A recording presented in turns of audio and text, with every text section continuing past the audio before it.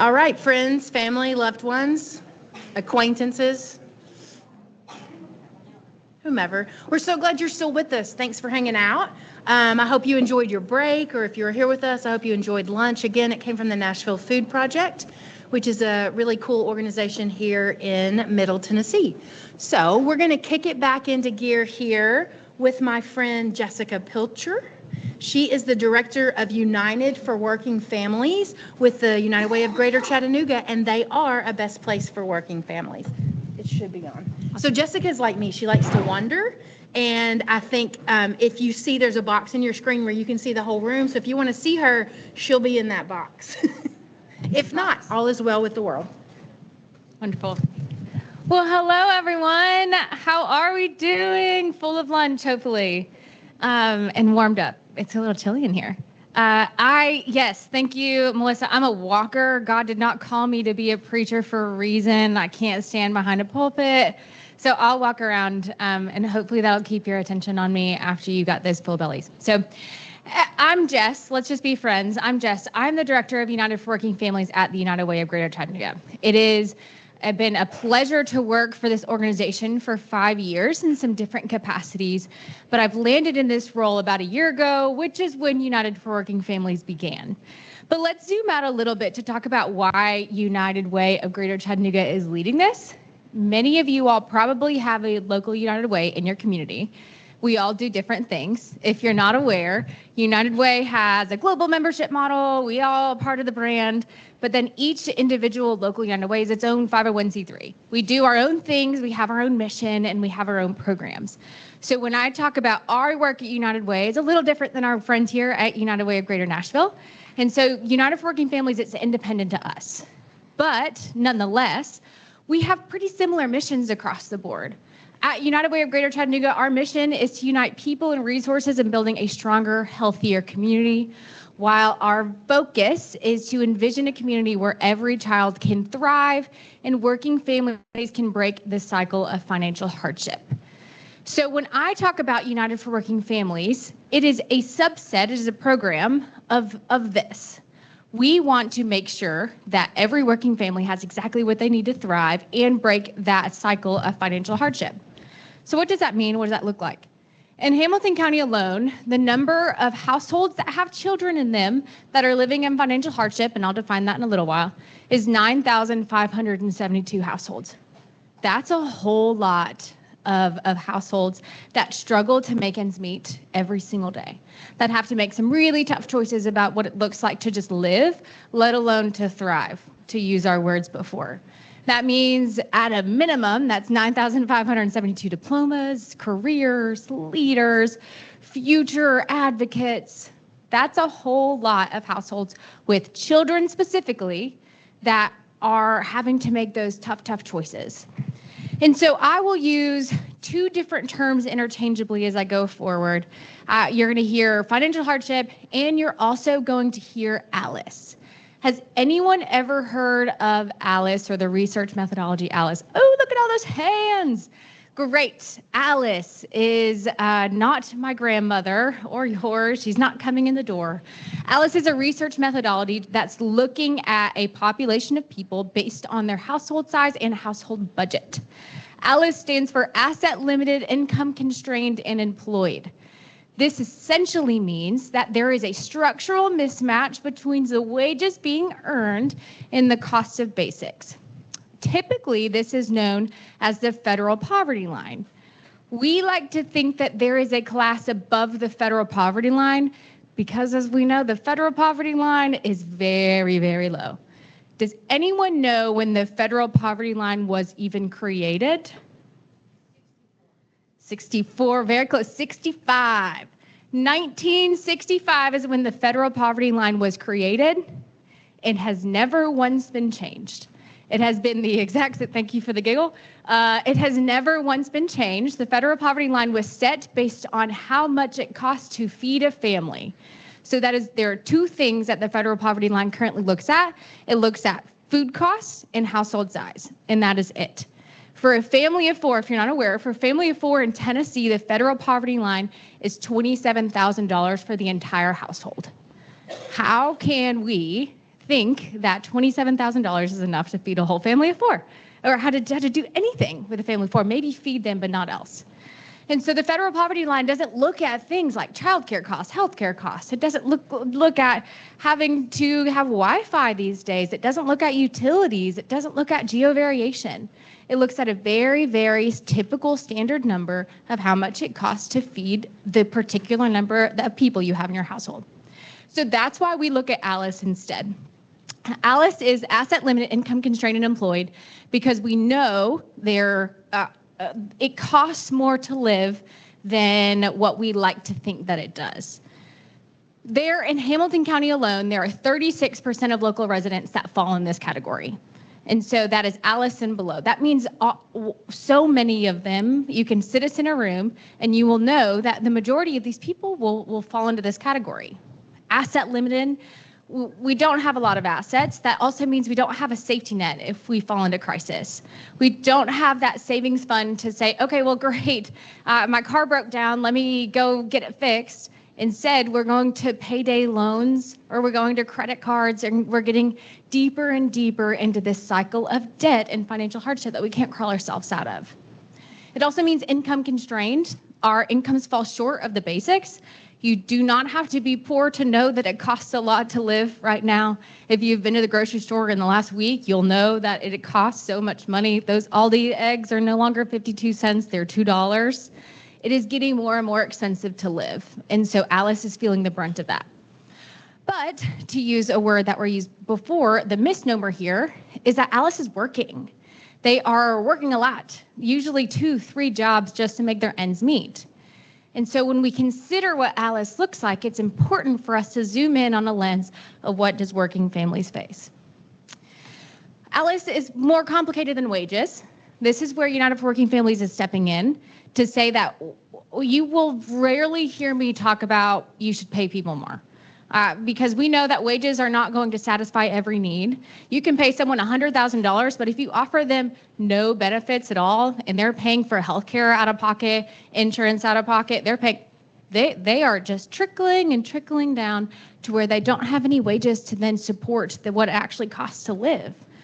You can look at all of these different things of what it actually takes to live. That's technology, that's transportation, that's healthcare, that is food, that is this 10% down here is getting that savings fund. And so the complexity, that gray area, is where we're stepping in at United Way. So United for Working Families is an initiative that is dedicated to creating and supporting innovative and empowering workplaces for working families. This was developed after we attended the Best Place for Working Parents conference a few years ago. We went to this and we were inspired. We went to that for the sake of United, the kind of special sauce of United Ways is we sit at this intersection of corporate and social community while also really blending in the policy work. So we sat at this really special spot and we heard from corporations for about 2 years straight saying that they are struggling with maintaining women workers. They couldn't figure out how to navigate the childcare system. They couldn't figure out the flexibility piece. They just didn't understand how to make sure more women were working with them. In Chattanooga, if you're not familiar, we are very, very manufacturing focused. We've got a ton of different, Kenco that was labeled earlier is one of ours, huge manufacturer. Oh, well, typically, if you look stereotypically, there's not a lot of women that are working for that population or that industry. And so they were trying to figure out how do we get more women into the door? We thought, well, have you ever thought about offering childcare or maternity leave, asking questions that might then attract more women to come work for them? And so we heard for that couple-year time span, we heard we need more workers, we need more women workers, we need something new to be competitive in the market. Then we went to this Best Place for Working Parents Summit. We learned a lot and we thought, okay, well, great. I think there's something here. I think this message needs to come back to Tennessee, or it can come back specifically to Chattanooga, Tennessee. So we brought it back. We hosted an event 2 years ago, a little over a year ago, and we just wanted to highlight all the disparities. Let's just talk about it, let's educate, and then let's hand it off to somebody else. United Way doesn't need to be working in this HR-focused world. And then unfortunately, we had a whole lot of, fortunately for us now, we had 450 people that came. and they loved it and they listened. We had state representatives. We had people from 16 different states come to our conference. And then at the end of it, they said United Way is actually perfectly positioned to continue this work because you understand what community looks like and what they need based on our Atlas data. And you also hear from hundreds of companies that are partnering with us.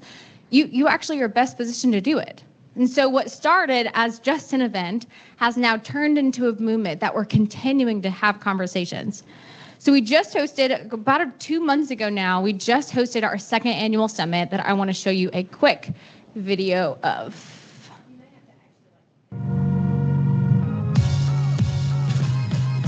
Good morning, everybody. That's what I'm talking about. The clearest reflection of our community is the wellness, the health of our kids. As we can answer that question with confidence, then I can give you assurance that the future of Hamilton County is bright. Think about working families, and the reality is that is who we are. Working families are in our DNA. Chattanooga is an extraordinary community where, we come together to get things done that frankly other communities can't get done. What United Way is doing for our communities, it's truly, truly incredible. So my word to you is 2 words: thank you. We have a chance to show up like the leaders we wish we had. Like, we have, and at times, the leaders that we need right now. This is a unique United Way in this country, and they have demonstrated that with this work today. So when we leave this room and we pick up those responsibilities, we pick up those roles again, I want us to remember that becoming the best place for working families is not just the right thing to do for our children, for our families and our workers today. It's what we must do to retain talent, to stay competitive, to grow our businesses and build a more resilient Chattanooga, because our future depends on it too. So at this event, we talked about many different things. And there are so many different avenues that you can go with when you think about family friendly. And so we had to zoom in a little bit. Instead of saying so 30,000 foot focused, if family friendly is business friendly, we had to define what does it mean to be family friendly to us at United for Working Families. So it's in 5 different pillars. We've got wellness, flexibility, economic stability, childcare, family assistance, and social connectedness. These are the 5 areas that we think, and I'll break them down a little bit more clear in a second. This is what we think makes family friendly. I want to be crystal clear about something too. When we say United for Working Families, we say working caregivers, your mind is likely immediately going to being working parent. Yes, that is typically the topic of conversation, but we also want to consider how complex and hard it is to be a working caregiver to an elderly or a sick parent, or an individual or adult with disabilities that are still living in your home. That is having to take care of a whole herd of animals if you're home. I don't have kids, but I've got 5 animals at my house. And let me tell you, my boss does give me some time off so I can go to the vet, because that I don't need to use my vacation time if I am going to sit at a vet's office for 3 hours.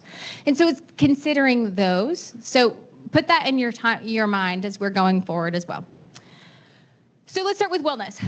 When we think about wellness, we think about programs that do this. They are designed to promote and support the physical, mental, and emotional well-being of employees. These benefits are aimed at creating healthier and more productive workplace. Let's be clear, if you're sick, you can't be here. You can't come to work if you are not well. And by well, we mean both your body and your mind. We all know when you're in a place of burnout, if you work in the social sector, you get burnout in a whole different way than if you're not in the social sector. If your mind and your body are not well, you will not come to work your best self. And so having example policies like comprehensive medical, dental, and vision insurance, those last 2 are often left off and put completely on the employee. If you can't see or your teeth hurt, that again will also impact the way that you work. If you don't have wellness programs, preventative care, and mental health coverage, those things can inhibit the way that people show up to work. It's also important that these example policies extend to the dependents of your employee. So many times I will sit down with companies and companies will tell me, look at my benefits package, look at all these wonderful medical offerings that I have. We look a little deeper and it's only for the employee. And so then I think, well, what happens when they have kids at home? What are you doing for them? What are we thinking about taking care of the people that they're taking care of? And when they start to consider what that looks like, they then decide that the financial obligation behind it is actually more important, because they see that the stresses will oftentimes move beyond just being from the employee to then start impacting their work. They'll take more time off. They will ask for bonuses more often or raises more often to cover the additional expenses of taking care of health and wellness. And so, yes, these benefits are important, but also there's these programs that you can have with it too. And so we can have wellness programs as far as hosting a yoga day, or it can be having a partnership with your local gym or something that allows them to just think different. We have a local organization that has point systems. And so if you do certain things that make your body or your mind better, you get points, and then you'll eventually earn enough to get a day off. And those kinds of just innovative ways allow people to think differently about how to approach wellness that includes the entire family. So this is important. Wellness is very important to us, but I don't have to preach that to the choir. One example of this is paid time off is actually in the wellness category, because paid time off allows people to take care of themselves. That includes sick time too. We have a partner, A Step Ahead, that beyond paid time off and paid holidays, they offer unlimited paid time off. So when somebody encounters a reasonable or necessary absence that they have to take care of either themselves or their family, they get an unlimited amount of time that get to take off. To use an example that they used, they had an employee whose father was sick in the hospital, and the father only spoke Spanish, and she was bilingual, and she had to be there all the time to be able to navigate their needs and be able to be his voice in the hospital. She only had a certain amount of time off. She could work here and there, but it wasn't as much as she needed to, but she was also having to financially support her father. So because they had this reasonable and necessary absence policy, she was able to be fully present with her father in the hospital. But then because she felt so supported by her employer, she came back to work fired up, more loyal, and more productive as soon as she got back. There's benefit to that. Economic stability. Your mind is probably going to compensation. We'll talk about that just a little bit, but that goes beyond that. Economic stability also looks like financial education and counseling. It's helping people understand what to do with their money. It is student loan assistance. It's emergency funds. It is anything to reduce the financial stress of your employees. This also looks like retirement account contributions. This looks a whole lot of ways. Tons of examples that I can use. But let's look at if we look just at compensation, and I'll come back to that. If we look just at compensation, this is the threshold of ALICE. So you heard $27,000 earlier is what the federal poverty line thinks a family of four. If we look at ALICE, for 2 adults, 2 kids in childcare, a household budget needs to be $62 or $124,000 to make ends meet in Hamilton County. So you're going to see 2 different things. You're going to see survival versus stability. Survival is just paying the bills and that's it. There's no cost saving. There's no reserving some for savings. That stability budget is a 10% savings bucket. And so when we think about what we're already putting the threshold at as the $27,000, and that's where oftentimes you'll hear employees set their wages on for the minimum wages, we can think differently. Your hourly right here, based on your household size, can go from just $15 from 1 adult all the way up to $37 for 2 adults and 2 kids in childcare.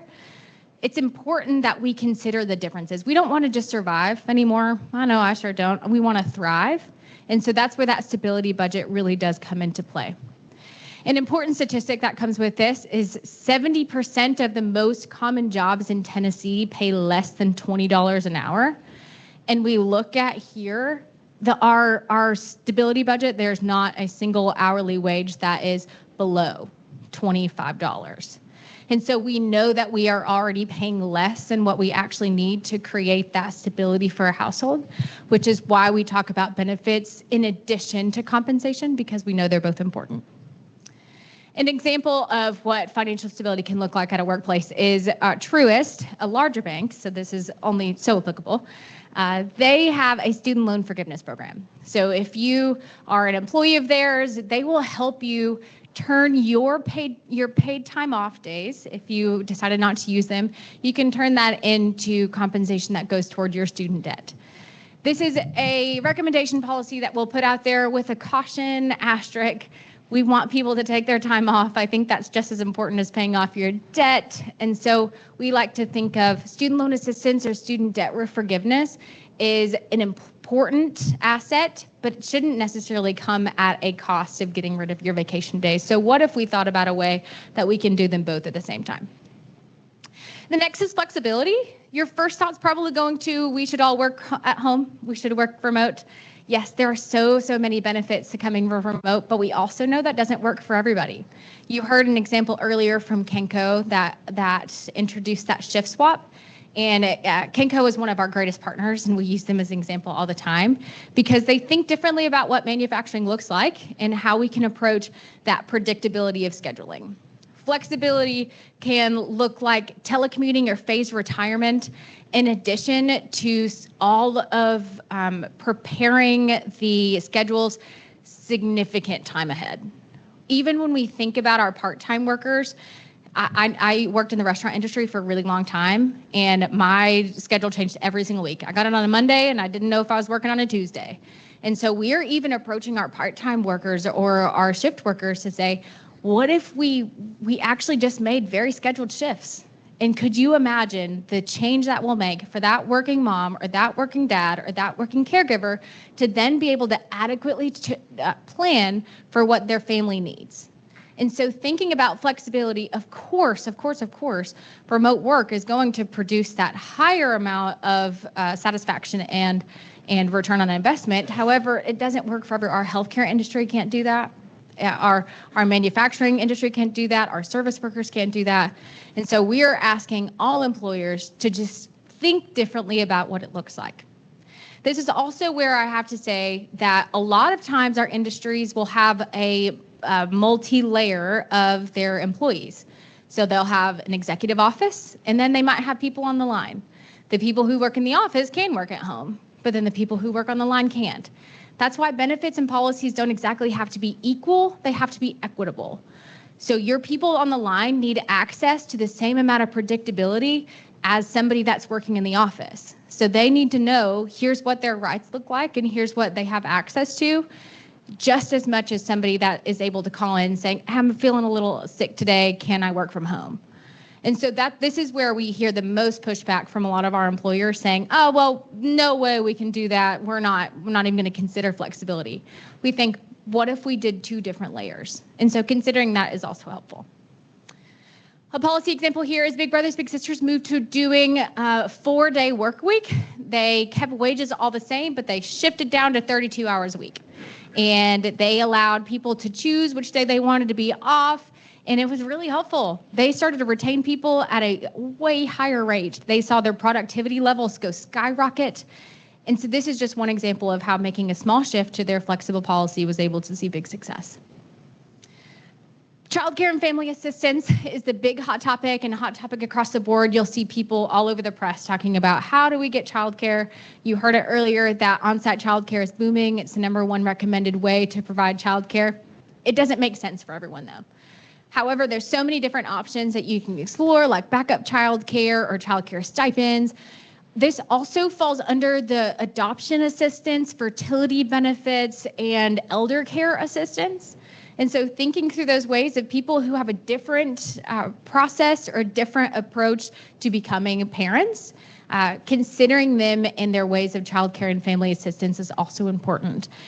There's so many studies that show if you offer adoption, foster, or fertility benefits, you'll receive a higher level of loyalty and retention of your employees and see a higher level of satisfaction rates if you do that as well. One policy example, and I'll show a video of this, is the Children's Advocacy Center.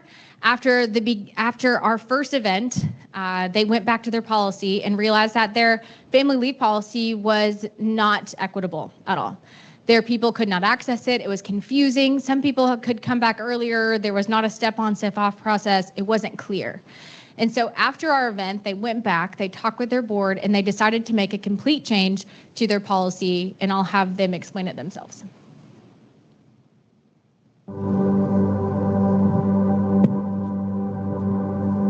My name is Chris Smith. I'm a therapist here at the Children's Advocacy Center. I have a daughter who is 5, and most recently we added another daughter to our family.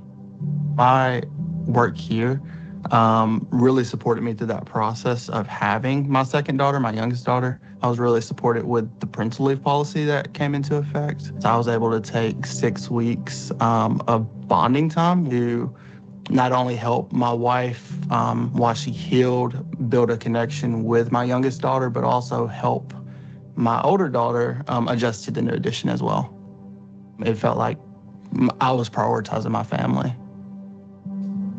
My name is Kristen Pavlik-McCauley. I'm the Executive Director at the Children's Advocacy Center of Hamilton County, and we provide services for children and non-offending caregivers who are alleged victims of child sexual abuse, severe physical abuse, drug exposed, and trafficking victims. My staff have this really heavy burden that they have to carry in the work that they do. We deal with families who are dealing with the worst thing that has ever happened in their family life. So my job, I feel like, is to create policies, system, and a culture that retains employees and provides them spaces to have a life outside this work, because it is so hard.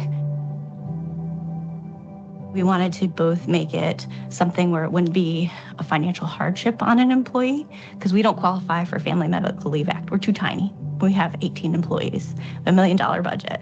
So what could we do with the benefits that we have and policy to put in place so that we could provide space for new moms to heal, for partners to support their families? We have a policy that includes bonding time for 6 weeks paid, and then there's an adjustment period.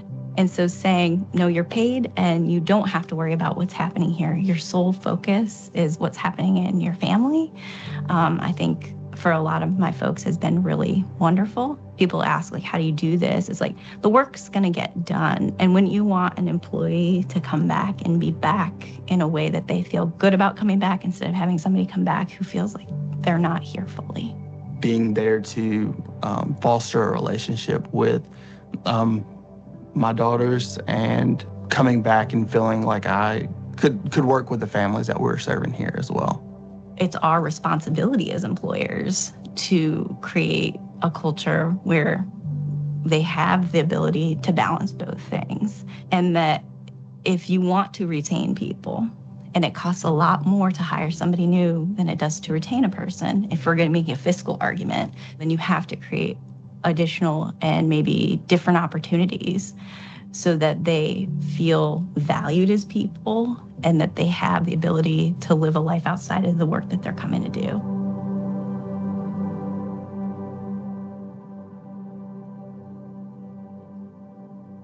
So the Children's Advocacy Center is a shining example of how family assistance and family leave policies can be beneficial. Another very timely announcement is the Hamilton County government they employ about 5,000 people in our county. And they announced just this morning that based on our event that we just had 2 months ago, they have decided they are now pushing forward to be approved by the county commission tomorrow, that they want to offer 8 weeks of paid leave for all of their mothers, 2 weeks paternity leave, and then 2 weeks for fostering or adoption. And so there's movement happening, specifically in the family assistance world and family leave world, of considering what it looks like. Quickly, we've got social connectedness. This is our last pillar and often really shoved over. People don't think of what it looks like to be connected within the workplace. Connection is actually incredibly important. Healthy relationships within the workplace can create a higher level of satisfaction and joy when it comes to work, and also loyalty and retention.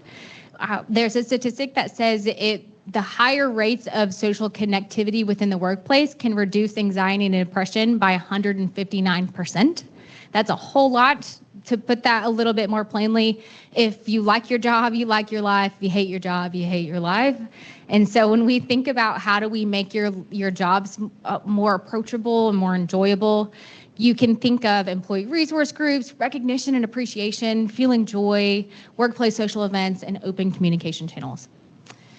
One way that we see that is TVFSU, a small credit union in our area, offers free after-hours social events for both their employees and their families. A lot of times you'll see social events for just the employees, but when you start to open it up for families, you'll see employees start to come more often because they don't have that avenue. So we do this in 3 ways. We've got Alice at Work, our insight sessions, and our engagement resource guide. We have 3 areas of focus that we really pour into, but I want to dig into just Alice at Work for very, very quickly. Alice at Work is a new program that we just released that is focused on the Alice methodology that we just talked about, but is a 3-day comprehensive cohort program that equips people leaders with the tools and resources needed to support their employees that are in financial hardship. This is a 12-hour curriculum that at the end of it, you'll receive 12 SHRM credits. We are targeting our local employers to bring up to 5 people to go throughout this cohort to consider what are different ways and what are the research-backed policies and procedures and leadership practices that actually support our Alice households. Instead of just thinking, what about we actually walk through the life of what an Alice employee sees and feels, and then we put policies and practices that go alongside of that. So here's the crux of what it is. You've got Business Smart. Hamilton County is in the top 25% of fastest growing economies in the U.S. We're also in the bottom 10% for economic mobility. So we've got the ways that we can actually start to grow as an economy, but we don't have the ways and the resources needed to support our people.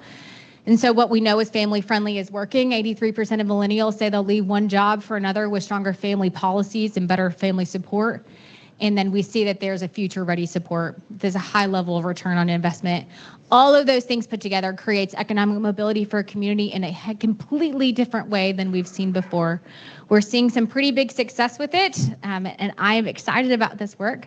I would love to connect with you if you would like. This is my email. Our website has all of the information that I've shared before, and we also have a monthly newsletter that goes out that pushes out resources and tons of things. Also, this is my nephew right here. He's the cutest kid in the world, and you can't tell me any different. So thank you. It was a pleasure being here with y'all, and I would love to talk. Any questions? I'll be here all day to talk. Be here all day. Thank you, Jessica. That was amazing. And I got some questions via email that were like, will you share your presentation? So in case you haven't heard me say that, I will share all the presentations that I have permission, and I haven't seen anyone say don't do that yet. So I will share that. And if they have videos, I will, as permitted, I will attach the videos separately so that you can see the videos that they have included. So just great information. Thank you for sharing that with us. Next up, we have Dr. Ginger Christian, and she is with us from up in the northeast corner. I don't know exactly where, but she has a lot of titles in her signature on her email. So I just went with the one that I understood the best, which was she's an assistant professor over at ETSU in educational leadership and policy analysis. So Dr. Christian, are you out there with us? I am. Can you hear me okay? We can. How exciting is that? Would you like from? Go ahead. I was just trying to share the screen so I could share the PowerPoint. Is that okay? So yes. Let's see how that goes. Oh, looky there. It works. Perfect. We can see that. Shelby, what can you see? We see. We don't necessarily see it in presentation mode, but we see your slide. Yes, so let's go back and see if we can't put that in. There's a lot of fancy technology involved with this podium today, and so I'm scared to touch anything. Oh, look, there you are. Understand. So hold on just one moment. And I stopped share, and I'm going to start again. Yeah, we see you. And let's see. I think that this might work well. Dr. Christian, from my end, we can see it in presentation mode, but I just see my big head on the screen for the people in person. Well, that's that. Okay, so I'll tell you what, Melissa, do you want to share there? And let me try one more thing here. If the people online can see it, then I can do my best to work it out here. So online, can you note what you're able to see at this point? What can you see? We see your smiling face. Well, I'm glad you're seeing that, but I definitely want you to be able to see. I can see the slideshow just fine. Yeah, I Yeah, can also see the slides. Yeah, we can see it online, so I think you're good to go, and I will figure out what's happening here in the room. And I can tell you that because technically we're not really logged into Teams. I don't understand all this fanciness, but this computer's not logged into Teams, the one we're presenting from. It just has this magic work that happens. So that's where our disconnect is. So you go ahead, the people online can see, and I will waft that proverbial sage over this computer and we'll see what happens. Well, Melissa, since you have my slides, do you have them there Yeah. that you can pull up and share? We can do that. Yes, ma'am, Will I you can just- do that. And if you'll just, we'll co-teach today. How's that? Perfect, I love it, because I have a little remote and all will be well with the world. So if you Perfect. stop sharing, I can start sharing. You should be able to do that. I think. I don't even know what that means. We're getting the opportunity to model better workplaces in the blended and in-person setting. I love that. Yeah. Although, I'm not in Teams, so I don't know how I'm sharing. Rob, do you know how to share? I'm not in Teams on this computer. I'll just do it from my computer. That's not going to work, though, because you people can't see. You go ahead, Dr. Christian. You share, you advance, and we'll just love on the people here and figure it out together. Okay. So Shelby, what are we looking at now? We are seeing your presentation from the virtual side. Perfect. Okay, I'm going to go ahead and start this conversation. I do want to be really sensitive to time. And my name is Ginger Christian, and I'm with the East Tennessee State University Ed Leadership and Policy Analysis Department, also a member of the Strong Brain Institute team. And what I've enjoyed about all the conversations so far that I think is important to note is the language around leadership with this work, the systems in which we are going to implement the work in different capacities, but for the same end for all of our families here in Tennessee, and I believe nationally across the state. And so I think the other Melissa is in the room. She and I actually worked together in Bristol. Part of the story I'm going to share with you was through the seat of the principalship at Anderson Elementary School, and to celebrate Dr. Dixon and the work around trauma-informed and trauma-responsive education, we were identified as a gold level model of demonstration school.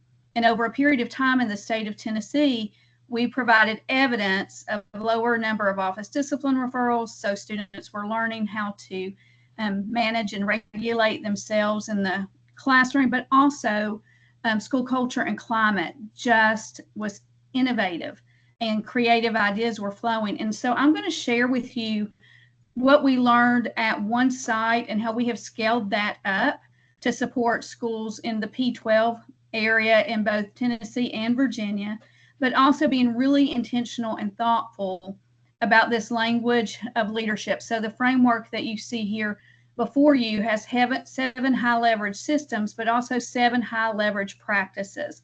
And I'm going to really center on the conversation today about what do high leverage practices look like for our adults that serve in different capacities with the stories that we know unfold that are at times challenging. So the Strong Brain Institute, I want to talk about what we call this work, and I love the Resilience Collaborative. My son was traveling across the West to go to the Naval Postgrad School, and he invited me to go with him. And we were deeply involved in the trauma-informed work at Anderson, and we had asked ourselves, what are we going to call this? What's the banner that we're going to place in front of our school? What's the banner we want in our community? And while we knew we had to support trauma situations, we served the battered women's shelter, the homeless shelter. It was 85% free and reduced lunch, transient population. Many of the students were being raised by fantastic grandparents. because parents were incarcerated at different times during their educational journey. And so we're driving across the country, and I drive by a school, and in front of the school is this word, trauma-informed school. And the banner is in front. And I thought, that's not the banner that we want in front of our children, in front of our schools, although it's the important part of the work. And so through the partnership with the Strong Brain Institute and Dr. Megan Quinn, we captured the word resilience. And when I called Dr. Wally Dixon on the phone in my first year in the transition to ETSU from the principalship and said, I'd really like to make this training free and available to all faculty and staff at Unicoi High School, he said, absolutely. And I think that's the power of Better Workplaces, is that we're leveraging the expertise that we've heard from different speakers today already to be able to inform a change.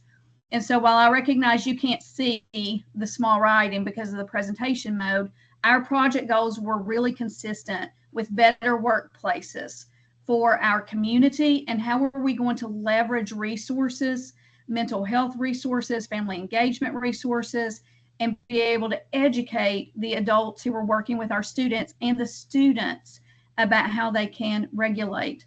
What we learned in that opportunity to partner was that anything that we have in place for students should also be in place for an adult, so that we are learning to mirror behaviors. And when we think about the ability to mirror our behavior as a calm adult, a hopeful adult, learning how to reset, replay the situation, and re-engage in a healthy way was as important for any instructor, assistant, bus driver, nutrition worker, anyone that's involved in the organization. And how are we going to create that really positive school culture?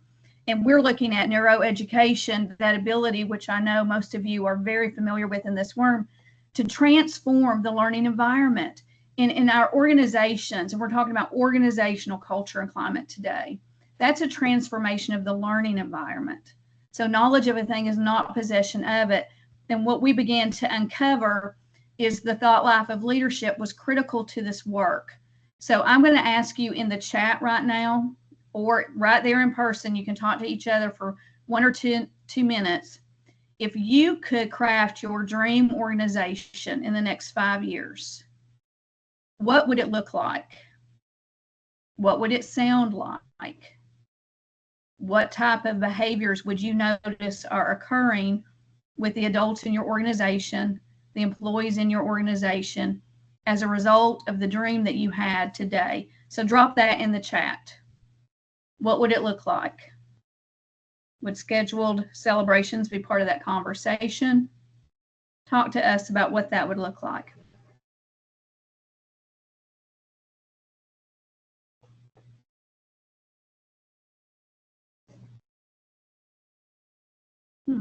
Culture of care. I love that.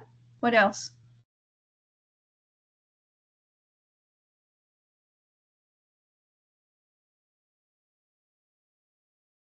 What type of celebrations would occur?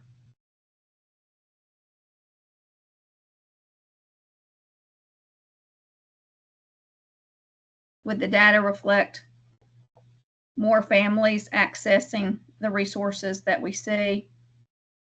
Intentional connections to school, community resources?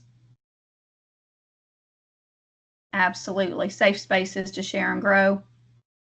And how does your belief system influence leadership outcomes? So thinking through that piece of the work, compassion, commitment, integrity, safe space. So the resilient leadership principles that we've captured as vision is the work.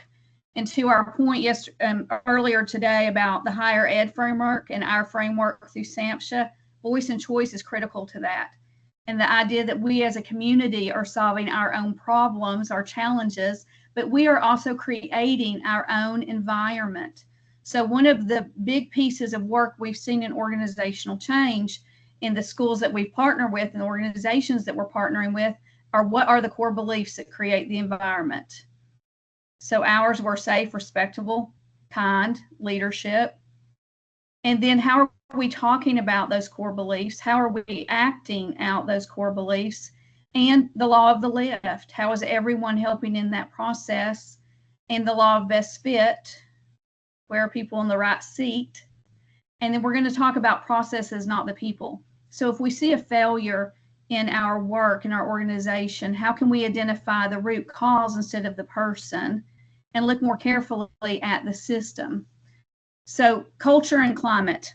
Culture, of course, is how we love the place that we work. But climate is defined by those shared beliefs and behaviors that we're going to demonstrate. So what I would ask us to think about today, or encourage us to think about today, is that this work is as intentional as any other meeting that we plan for or system that we put into place. And I'm going to share with you some data on how we crafted that. So adaptive leadership, thinking through the lens of a leader who adapts to challenges, looks at systems that have been in place and begins to adapt some of those systems to better support. But innovative leadership also looks at how we can craft new ways, systems of celebrating our adults in the building, our employees at work, our employees in the blended setting.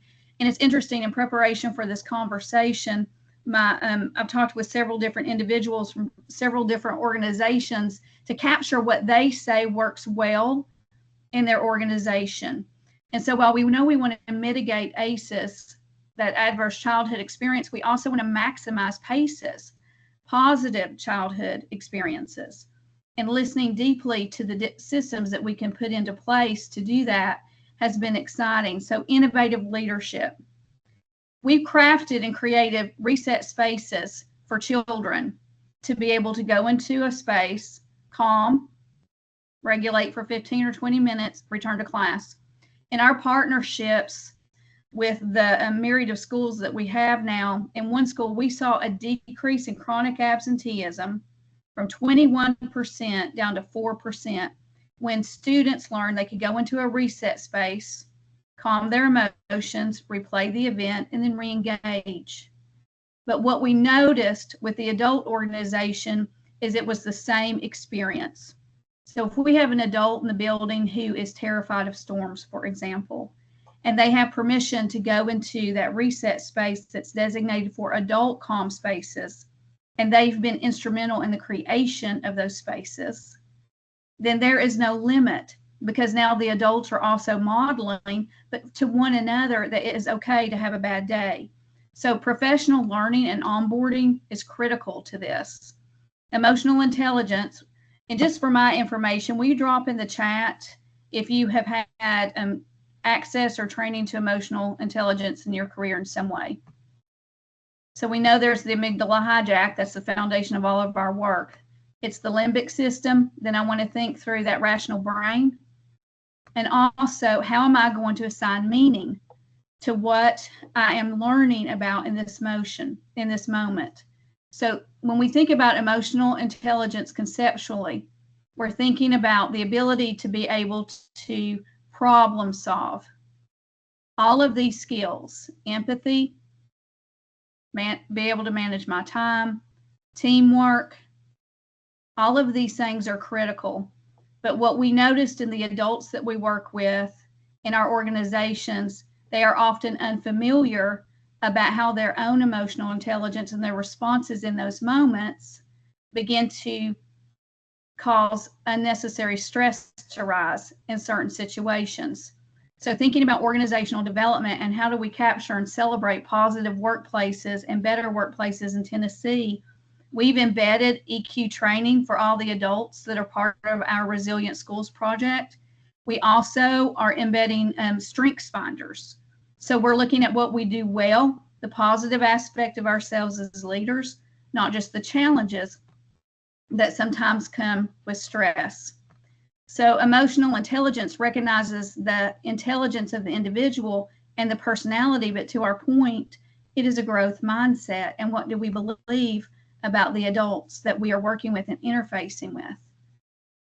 Sometimes, often, in my experience, we are unaware of how our personal responses could be causing challenges in the workplace itself. So am I aware of my emotions? Can I manage my emotions? And am I aware of my social experiences? And can I manage those social experiences. Now, the strategies have been really intentional. So when we consider and think about onboarding for adults who work in organizations, first have identified my core values, but then how have I been equipped as an employee to do this work well? In the sector that we all serve, in the expertise that is in this call, most of us have been trained through this lens. But those that work with us and work in different organizations across the state of Tennessee do not necessarily have that expertise. So in onboarding conversations, being very thoughtful and intentional, even in policy development, how we feel is not who we are. And here are some strategies that you could use to be able to calm and self-regulate when you're having a difficult day, to be proactive instead of reactive in the work. Now, and I apologize that you cannot see this data clearly, but I'm going to share with you the data that we are collecting. This is adult perception data. So when we think through the lens of assessing where we are and our honest thoughts about trauma-informed practices and trauma-responsive workplaces for better workplaces in Tennessee, and I think I heard this earlier, you know, rejection as correction is not rejection, but also it's important to be honest when we are resistant to change. So what you see here is data that occurred over a period of 3 to 5 years. In the first 3 years, the adults in this school did not believe or agree that trauma-informed practices could have a positive change in behaviors with children. And now I'm going to make the connection to families. So these families, our children who are struggling with disruptive, disengaged behaviors, were going home. And if they were having a challenging day at school, now families are having a challenging night at home. And over a period of time, you'll see at the bottom that 100% agreed with the work. And even during COVID, that maintained at over 95% agreement. And this is all faculty and staff, all adults that are involved in the organization. The reason that shifted is the assessments that we used were consistent over time. And we are using now, we have a changing climate survey that's trauma informed, but it's the Resilient Schools Changing Climate Survey. And all the adults that have completed training are allowed to take that survey, invited to take that survey, and then that informs the thinking of the resilient team. So when we look at organizational change and growth, what we've learned as we're starting year 4 of this work with adults in our region is that strategic plan year by year by year that can guide leaders and businesses. What is first, then next, with support. And in the first year, what we have learned and the way in which we are approaching this is all individuals who work in the organization do complete trauma-informed training, but they're also completing PACES training. So we're looking at the lens of positive childhood experiences while we're thinking about how to mitigate adverse childhood experiences. While we understand that that's a challenge, we've also been acutely aware that for some adults, it's the first time they've heard that information and they need resources with mental health support as they begin to process that. Capture a resilient team, individuals from the organization that are going to have voice in the creation. And then what do we want this organization to look like? What do we believe about the work here at our organization as a process, but then how do we celebrate it? So what we have observed, and I'm going to talk about Dr. Graham at Unicoi Middle School, and for those of you who are part of this call, we live in the region of Tennessee that had extreme devastation from Hurricane Helene. And one of our partner districts has just encountered significant challenges in the recovery process. But when we put the reset room in at the middle school, Dr. Green used it, Dr. Graham used it. Dr. Green was the assistant principal, we call it. Dr. Graham was in it often. As a principal, I was using the reset space when I needed to calm and think for a moment. But what we're saying as leaders is we all give ourselves permission to lead with grace. But providing a first then next step with our policy, what we've noticed, because policy guided the implementation of resilient schools, is what we've noticed is that it helps them think about how they can craft and create the next part of the work. So I do want to talk about some innovative and collaborative cultures. Scheduling events on a calendar in advance so that once the resilient team has identified that the adults in that building, that adults in that workspace, blended, online, in person, any of the three, have really noticed that these things are important. We're not going to send emails during work outside of work hours, and we're going to guard, protect time. Coffee and conversations as a leader is something that I crafted early in the transformative work that we did. There was no agenda.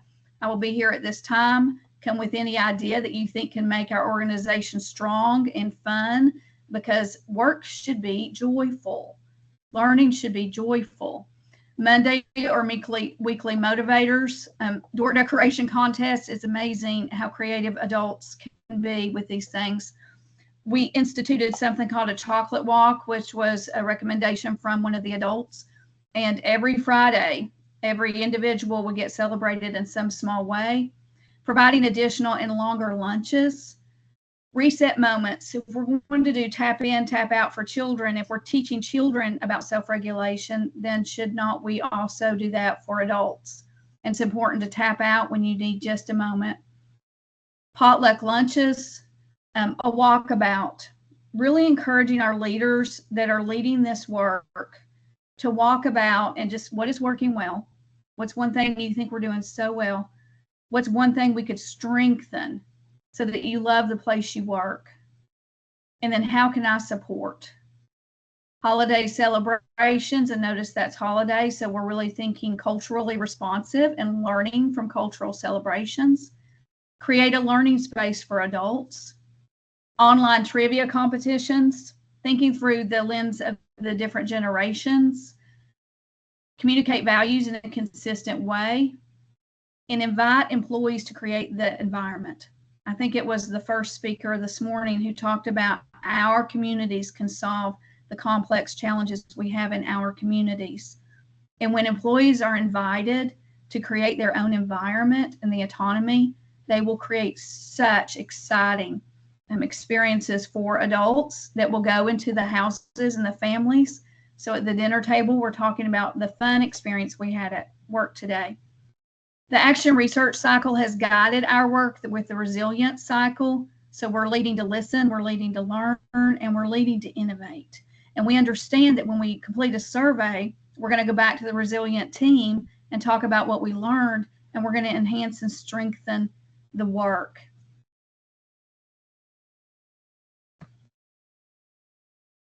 These are examples of things that we're using for both adults and for children. And our partnership is with Ballad Health Behavioral Health. And so the spaces that we've crafted and created mirror one another in the school setting, but also in the Ballad Health Behavioral Health in this partnership space, and also the spaces that we're crafting and creating for adults, so that adults have that time to step back and reset.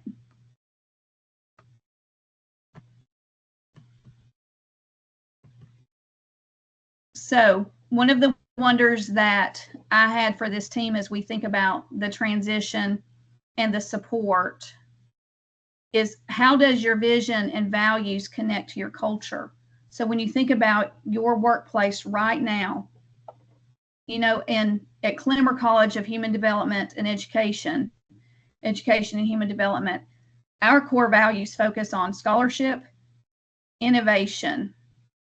We look at leadership as a core value. So collaboration and belonging, those are our 5 core values.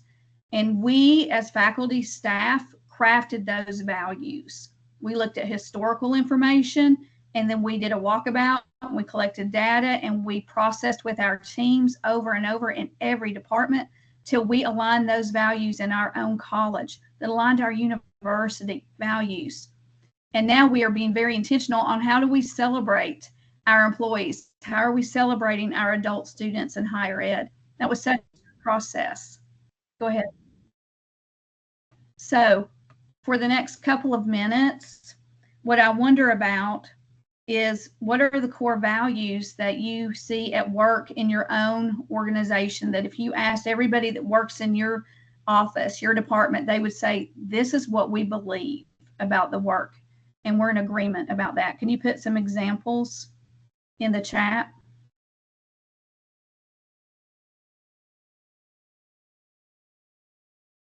I'm watching that, Shelby, with you.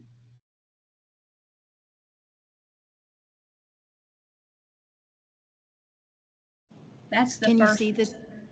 Can you see the chat? Yes, can you see it, Shelby? Okay. Yeah. Yes, ma'am. So in the leadership practices, what we've learned working with the workplaces that we're supporting is that's the place we start if they haven't identified that yet. So the training with adverse childhood experiences, and we're using in-person training, and we're using the Strong Brain Institute training with Becky Haas as vehicles to be able to educate. But then how do we curate and create these really innovative spaces for adults? And I'm going to give you two simple examples as we kind of transition this conversation. But as we started the reset spaces in the schools, the adults said, we want these same experiences. And so as leaders, we listened deeply to how those spaces could be created. And we were very thoughtful about that. We underestimated in the beginning of our change process how weary the adults who were supporting our students with such traumatic experiences were. And so that the ability to create these innovative ideas and some fun in the workday. So we're creating fun on purpose, just in the same way that we are creating times for education so that we are overcoming these adverse childhood experiences. Anderson decreased office discipline referrals by over 75%. Our data in the schools and the partnerships with the adults and the student interaction it's the same type of data is flowing. Reward schools, doubled AMOs. And so I think that intentional connection to how we're leveraging this work that you are doing with such strength and passion into that K-12 initiative. At the university currently, we are using the term P20 or EdWorks, meaning from the time that we are able to influence the life of a student or a child, birth to career placement is the vision. And as we're leveraging this intentional expertise from so many different experts to give them examples of strategic steps they can take, there won't be any limitation to what we can do. On a given day in some of the organizations that we've had the opportunity to partner with, and in the school experiences that we had in Bristol, when I transitioned from the principalship, and I'll leave us with this thought, if the systems we put in place for better workplaces are built around a person or an idea, they will ultimately fail. But if they're built through the lens of systems implementation with curation and creation by the employees there that will continue as different people emerge and evolve into different positions, it will strengthen. And I really commend this work, Melissa, you and Dr. Dixon. I think about building strong brains to now resilient Tennessee. It's just getting deeper in the work, but it's sustainable. That's the systems piece.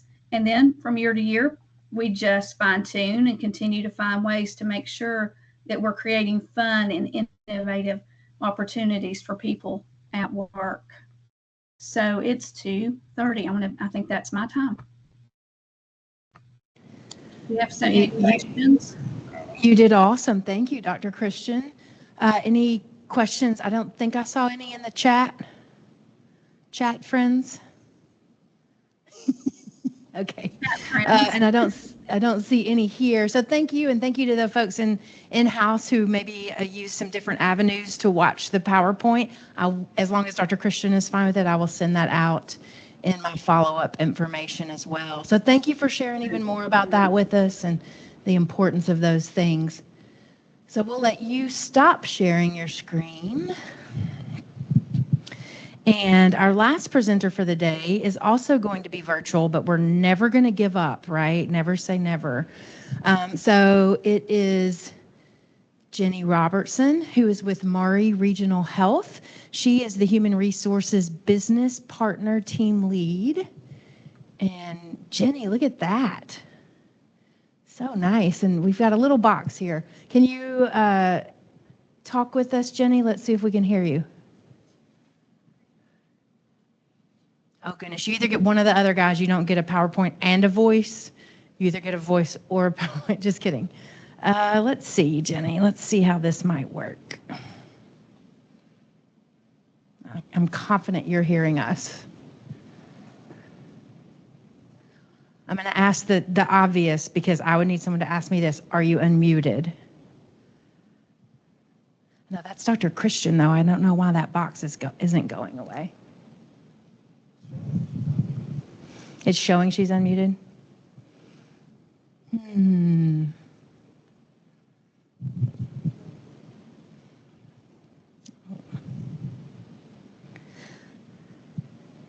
Gosh, we're so close. So close to doing this well.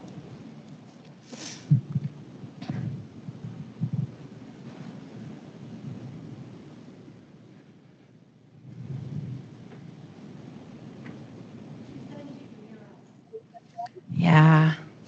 No. Stinky. Oh, goodness. Let's see here. Is that you, Jenny? Are you talking? Oh, did you hear me? Can you hear me? Yes, blessings. Wonderful. I've been changing all of my speakers, so I don't know how that worked, but I'm not going to touch another thing. Awesome, but we're not seeing your PowerPoint any longer. Okay, so let me. Now, let me say this. Our tech guy said maybe when you share it, there's a button at the top right of your Teams that says share. Mm-hmm. If you will share only the window that has your PowerPoint in it. So there's like a share your screen, or then it'll be like share all the windows you have open. If you will only share the window with your PowerPoint, theoretically, that will be a good thing. Let's try that. Let's see. Can you hear me? We can. Okay, good. Well, we've got one thing checked off the list. So let's. Oh, wait, maybe. Hey, we're all about journeys here. We are. It's, you never want to be on a journey alone. So here we go. That's right. That's right.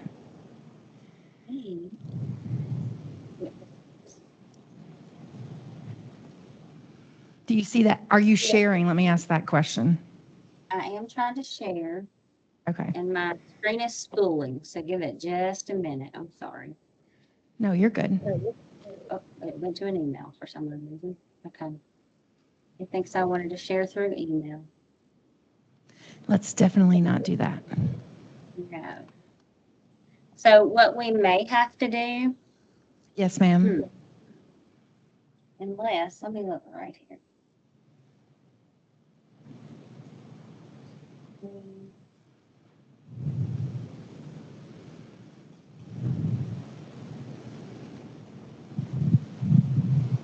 I may have to. Yeah, this might. Nope.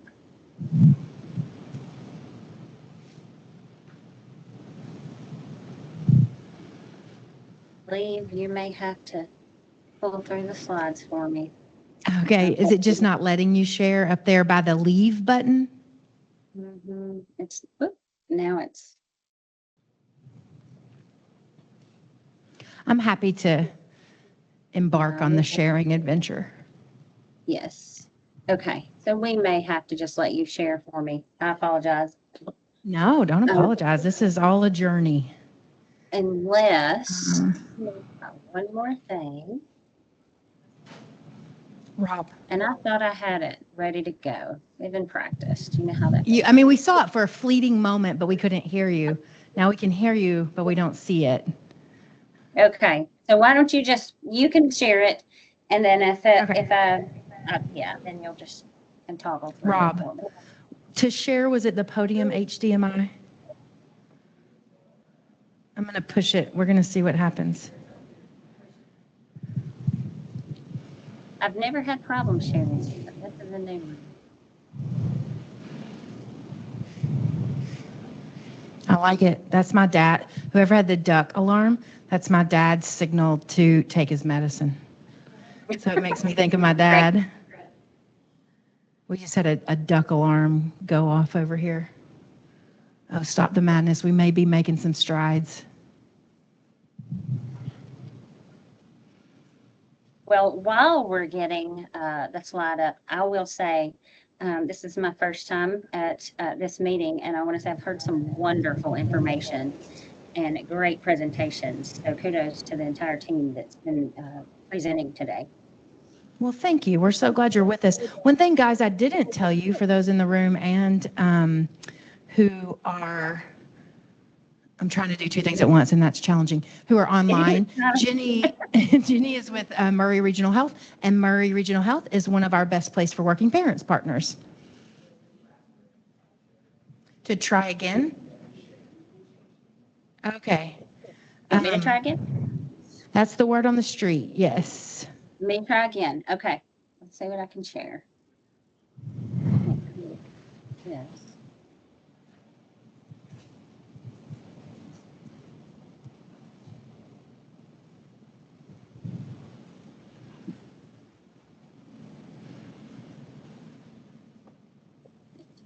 Place.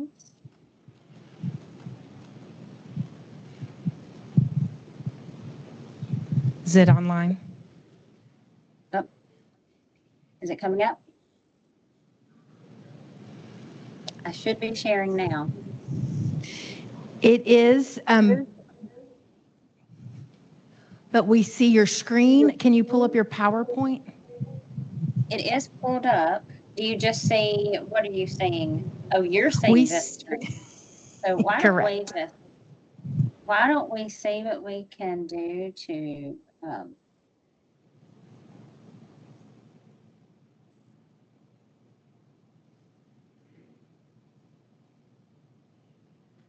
God, it's pulling up the wrong screen.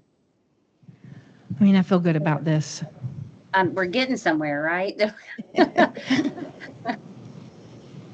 Do you see your PowerPoint in one of those windows? Oh no, because she's sharing her screen. You know how to move it from?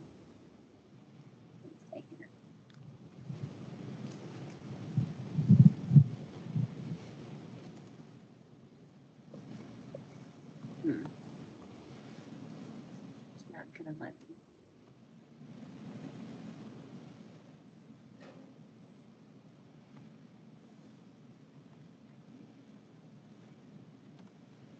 I'm just gonna. Instead of yelling at you, I'm pretty sure she shared her screen and not her window.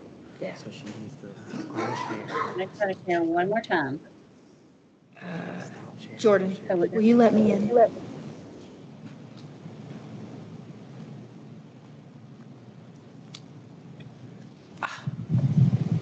Winner. Okay.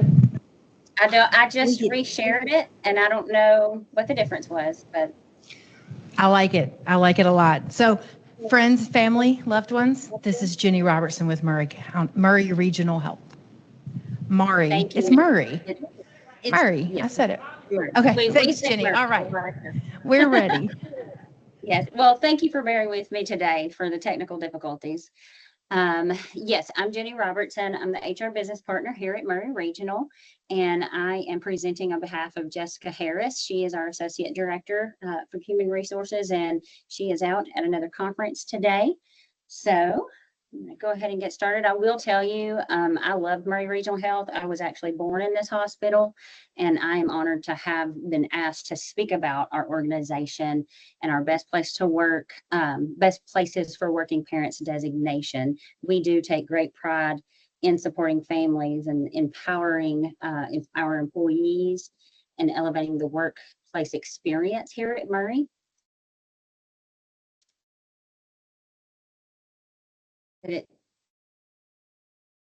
So I think what's showing is your slide, not mine, because I just changed. There we go. So yeah, here we are. 2 seconds. So with our new branding, we are going through currently rebranding as a healthcare provider, and our new branding is Patient Care Reimagined. I am passionate about talking about this opportunity. Also, I look at it as reimagine HR. And I envision this as a great way for our organization to grow and grow into the community even more, which we are a community-based hospital. So our mission, vision, and values as a healthcare provider are perfectly aligned with what we consider our most valuable asset, which is our employees.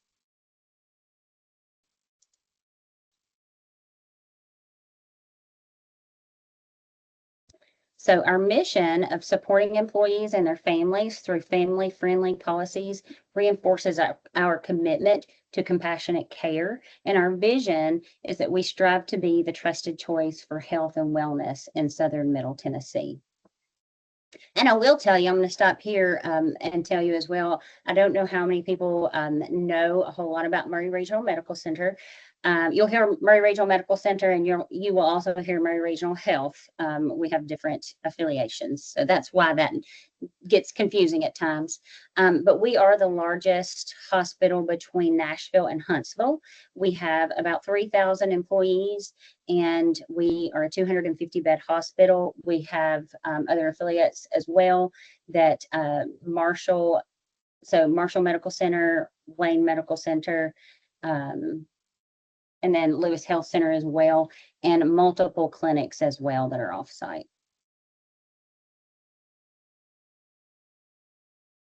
So our values, they spell out we care, because that is the soul of us. We do care. We care about our patients. We care about our employees. We care about our community. And our values is wholeness, and that's supporting the whole person at work and at home. Empathy is recognizing and addressing work-life balance challenges. We know we're human. We have those things that are going to happen, and we need to support each other and recognize that. Community, we have strong families.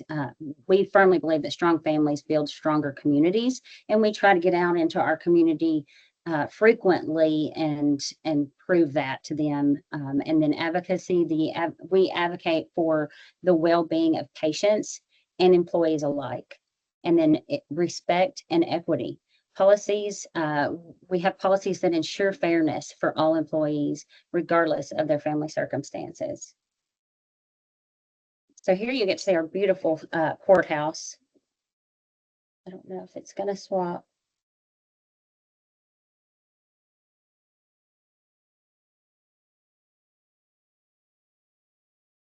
I think we have lost. Oh, yep, I think you can see it. So with our new branding as a healthcare provider, we have had to make a lot of changes. And one of the things is support for employees. We foster a work environment that promotes well-being, productivity, and work-life balance. Some of these policies include flexible work schedules. I know we're a hospital, so we have a lot of clinical employees. With that, flexibility can be hard, but we have developed additional weekend schedule shifts and some filler shifts too that can be a lot more flexible. And then child care assistance, and then comprehensive health benefits. And then the impact on our employees is that it reduces stress and increases engagement and productivity. And it encourages long-term retention within the organization. An example today is one of my employees is retiring. She's been with the organization for 37 years. It's a great accomplishment, but we've got a lot of employees that have been here 20, 25, 30, 40 years. So the benefit to the community is that it creates a positive ripple effect that enables families to thrive, and it contributes to the social and economic fabric of our community. So we were awarded as we talked about earlier, the best place for working parents in 2023 and 2024. So we received those designations and we're very proud of those. And that gives us an opportunity to showcase our dedication to work-life balance again and flexibility within our scheduling and parental support as well. And it is critical in attracting and retaining talent in today's workforce. We hear that a lot. That when we are vetting candidates and we're talking to new nurses and new students that are coming out of college for informational technologists, any of those areas within the hospital, they are all looking for these types of things. While flexibility can be challenging, in the healthcare field, like I spoke about, we make it possible in areas that we can adjust those hours and meet both the patient needs and the employee well-being. So we offer those weekend-only positions and PRN flexibility as well. We have a lot of PRN employees, and then shorter work weeks. We have in the clinical field, we can offer 10-hour shifts or 12-hour shifts, or you can work 3-day weekends. And also we offer hybrid and remote work where it's feasible in the areas that it's feasible for. A lot of them can be accounting. It doesn't all have to be patient care areas. You name it, it happens in a hospital. So we have a lot of support within a lot of areas to take care of our patients. And then on-site childcare. I've heard a lot about that today, and it is huge. Our children they are the foundation of our future. So we have a partnership with the Children's Academy, and we have on-site childcare. It's called Hospitots, and we have actually have Hospitots since 1988 that has supported our employees, and they offer a reliable and convenient option for working parents. And then Murray Regional Health also, we provide the building for our Children's Academy. We provide the building, the utilities, food, and maintenance, while the Children's Academy supplies the teachers and ensures the accreditation. And you see that little guy, Lucas is his name in that picture. He is now 15. So his mom actually works here in HR. So it's fun to see the kids grow through that program. Hey, Jenny, didn't you guys tell me that some of your employees now were actually hospitots when they were children? Yes, most definitely. I love that. Yep. We go full circle here at Murray. Another example is a legacy of care. We now, we're welcoming those second generations, like you just said, of children of our employees. Hospitots has become an essential part of our family. You'll see Ryan over here, the picture that he's holding. He's graduating, I think this year, and that's his graduation picture. But the one he's holding is his Hospitots graduation picture. So we thought that was sweet. And also we have inspired other organizations. Farm Bureau, I don't know if anybody in the room is familiar with Farm Bureau. They're a pretty large organization. And we have inspired them to and partnered with them to build a sister site. And their site, their childcare site, is Little Sprouts, which is also managed by the same Child Care Centers of America.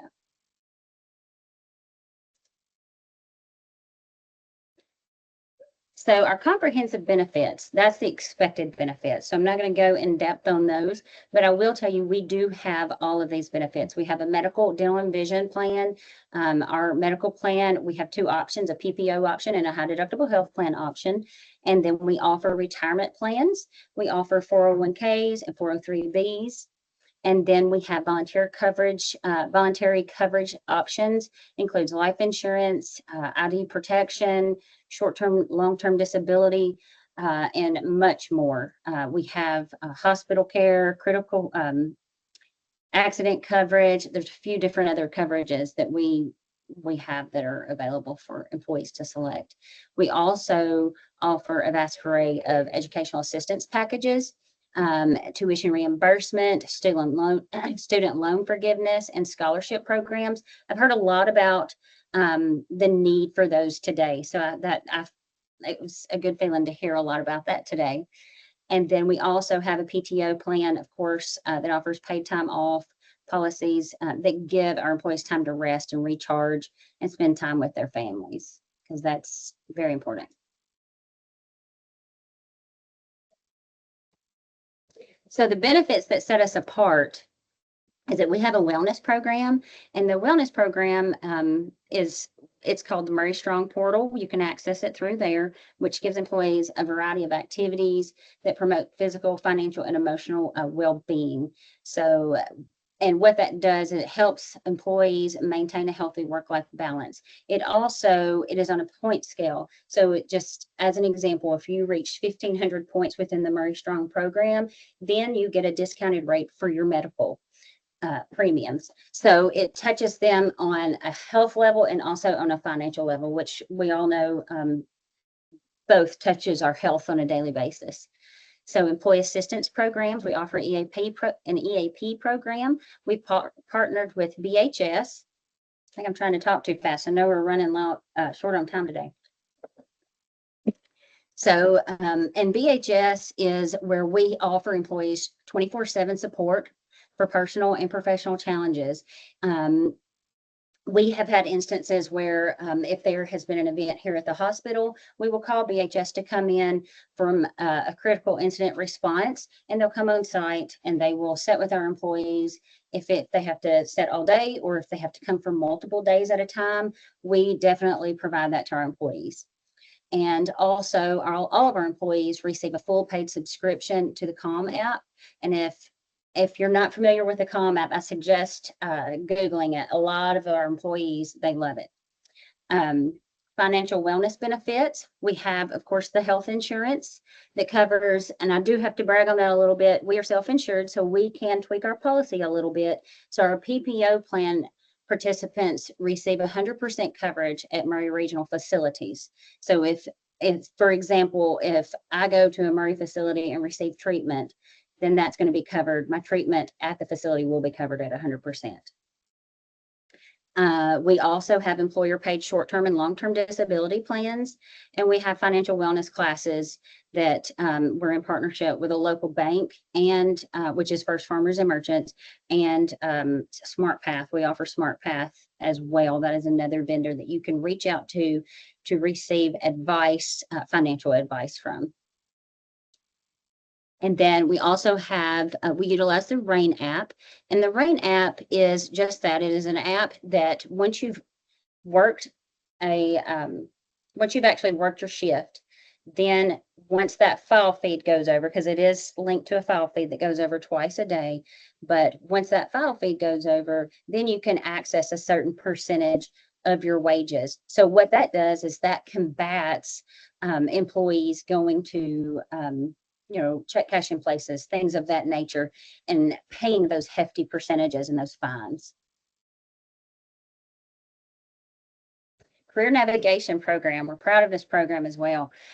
This program helps employees get on a clear career path, and it supports their professional growth, and it helps us build a strong relationship within our workforce. And I have seen this, the career navigator here at Murray Regional is Ashley Dunn, and she has done great things. She will actually reach out to the departments and, talk to the managers and the directors and see if there's anybody that is, you can tell if an employee is hungry for growth, and then she will reach out to those employees and see what she can do to help them.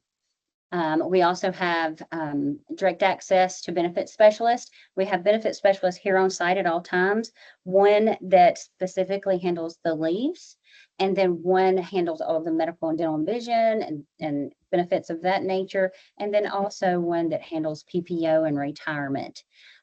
So there's always somebody here on site as a resource for our employees. We also have direct access to Lincoln Financial Representatives. That is our vendor for our 401k and 403b. And they come at least once a month, sometimes twice a month, and they meet one-on-one with our employees. They can schedule an appointment and discuss any and all questions in private confidentiality. for the future. These are things that we're currently working on. And the top two you'll see is we're working really the top three. We're working really hard to get those approved. So in the very near future, we'll have those. And that last one will actually the Gallagher Marketplace is going to launch in January. But I'll talk about the family forming benefits. Basically, we are trying to expand and offer adoption assistance programs. We have one now, but expand it to a family forming benefit that supports all paths to parenthood, including adoption, surrogacy, and fertility support as well. The education assistance for families, we're exploring an education assistance benefit that will allow support for the dependents of our employees, so that's spouse and children. We're thrilled to hopefully be able to offer that very soon. And then we have a weight loss program for employees and dependents. That's in partnership with our medical group. And we are introducing a weight loss program that's going to offer personalized care and within that provider, specifically with that employee, that's going to help them sustain their weight loss program and a healthy lifestyle. And then the Gallagher Marketplace, it is where employees and families will soon be able to gain access to significant savings on home, auto, pet insurance, as well as renter's insurance, boat insurance, and extended vehicle warranties, and much, much more.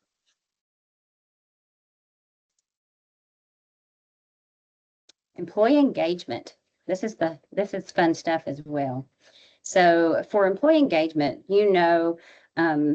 we have recognition programs, and what we currently have is a Sunflower and Daisy Award. That's where we celebrate extraordinary service and dedication within our employees at the organization. And these awards recognize them for those exceptional contributions. The Employee of the Quarter, we have that as well, an Employee of the Year. Those are peer nominated awards that highlight outstanding employees who go above and beyond. We also have engagement initiatives. You'll see over here to the bottom right, our Team Spirit Day. That's actually our finance team there. And that is basically, it brings fun and excitement to the workplace with theme days and surprise activities. The pop-up events are the surprise activities. We will go, and everybody loves them. We'll go to different departments and we will bring a cart of popsicles, or we will bring we've done sausage and biscuits for breakfast. We've done, went and cooked pancakes. They're just things like that we do for just specific areas. And we change it up and we're there to surprise them for all of their wonderful work that they do. We do have an annual family picnic. It's a yearly event where employees and their families can enjoy time together outside of work. We always highly encourage for them to bring their whole family. And unfortunately, we weren't able to have that during COVID, and we recently brought it back this past year, and it was a great success. Everybody was so excited to see each other together in that environment. So you could really tell they missed it. We had an employee craft fair that we have actually every year. It's a showcase where employees share their artistic talents and creativity with coworkers. And it's funny, you don't realize that somebody 3 offices down may be extremely talented in making something with their hands until you have a craft fair that you see them there with their items. We also have a bowling league and a farmer's market. So basically, we are bringing the community to us, and we are going to the community. We like to do both really in this process. And we are continuing to grow as far as our engagement initiatives. We add things every year.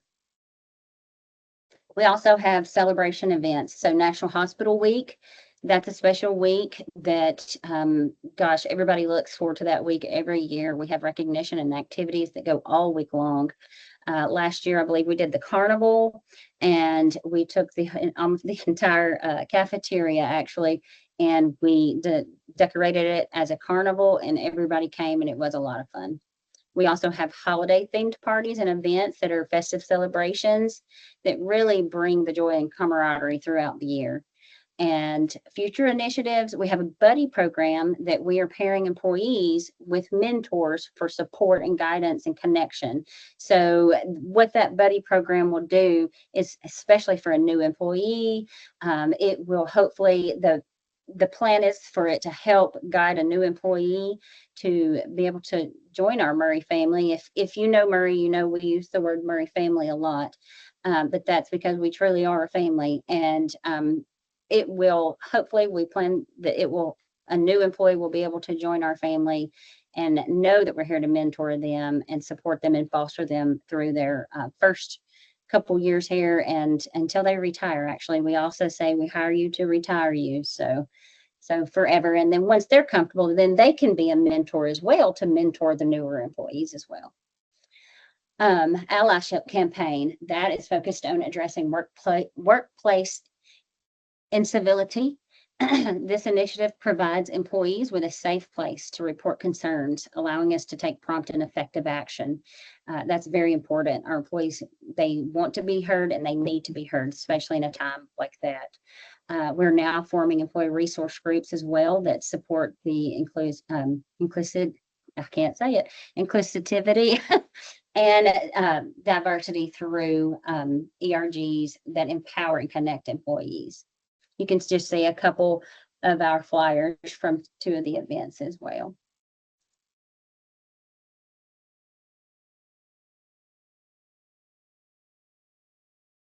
So employee experience is the sum of all interactions between an employee and their organization.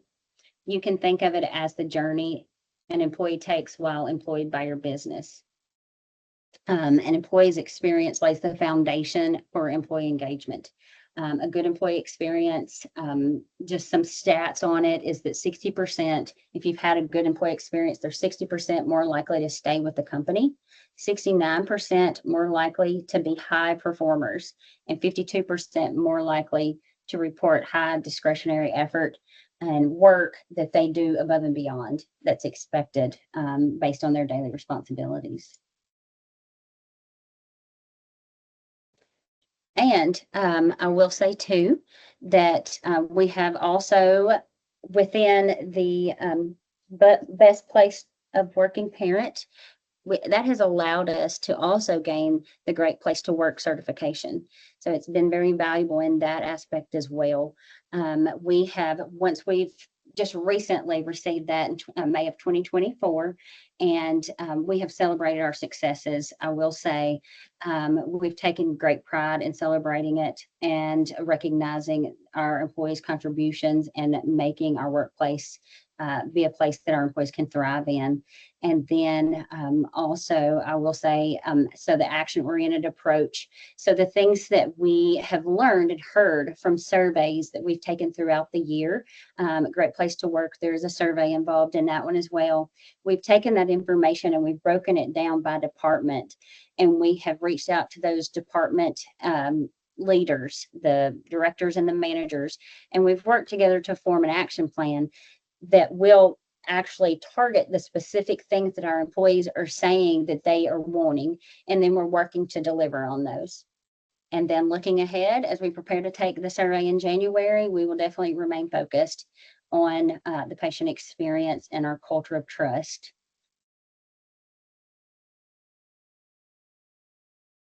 And we're always hiring, so if you would like to come work with us here at Murray, please let me know. I would be glad to talk to you. And do you have any questions? I don't see any, Jenny. Okay. I was trying to stay within my time, so. You did awesome. Thank you so much. I'm echoing, but I'm only going to echo for about 30 seconds. So thank you for being with us. What I do love is that we've heard from smaller organizations, we've heard from larger organizations, and been able to see how folks are able to implement different policies at different levels. So if you have questions or your organization has questions, I'm happy to connect you with any of these folks. as long as they're happy to be connected, which I think they are. But thank you, Jenny. Thank you, Dr. Christian and Jessica this afternoon, and Dr. Dixon, Melissa, who has a phenomenal name. And and I guess that was it this morning. So thank you for being here, guys. This is it for us for 2024. We do have our dates out for 2025. I will resend those when I send the follow-up. So we hope to see you soon. Thanks, friends.